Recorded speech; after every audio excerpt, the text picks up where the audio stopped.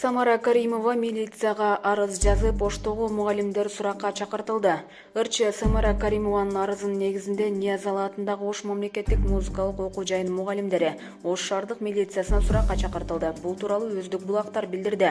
Ал эми Ош шаардык ички иштер башкармалыгынын маалымат катчысы Замир Сыдыков Самара Каримова тарабынан арыз жазылганын билдирди. Арыз кылмыштар жана жоруктардын бирдиктүү реестрине Жоруктар кодексинин 167-беренесинин негизинде катталып, сотко чейин өндүрүш иши ачылган. Булак турмуш кейже. Эмгек жамаат. Самара Каримова милициядан башка адамдарды да ортого салып жатат. Оштогу Ниязалы атындагы музыкалык орто окуу жайынын мугалимдери суракка чакырылды. Милицияга РЧ Самара Каримова арыз жазган, бирок окутуучулар суракка баруудан баш тартышты. Аталган окуу жайдын профсоюз уюмунун төрайымы Калихан Акназарованын Т-медиага билдиришинче, аны менен кошо директор жана окуу иштери боюнча орун басар чакырылган. Мени директорду орун басарын чакырды. Биздин жамаат жалпы туруп, тергөөчү өзү келсин дедик. Болбосо эмгек жамааттын баары барабыз дешти. Самара Каримова ишке келе элек. Биз азыр УКМКга президентке кайрылуу жазып жатабыз. Азыр эми милициядан башка адамдарды ортого салып жатышат. Башка жол менен аракет кылып жатат. Жиберген адамдары жамаатты көндүр, Самараны кабыл алга деп башташты.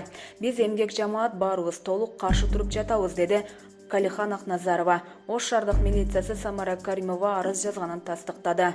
Булак Жалбырактова.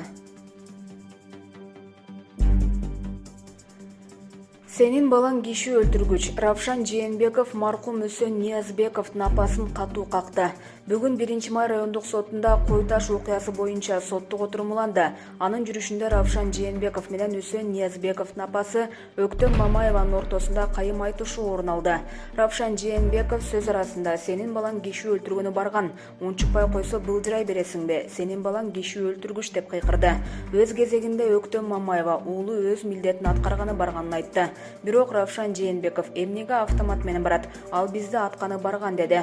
Равшан Жээнбековдун бул сөзүн залда отурган Атамбаевдин тарапташтары да колдоп туруп алганда, Ниязбековдун апасы сот залынан чыгып кетти. Булак Элдик медиа.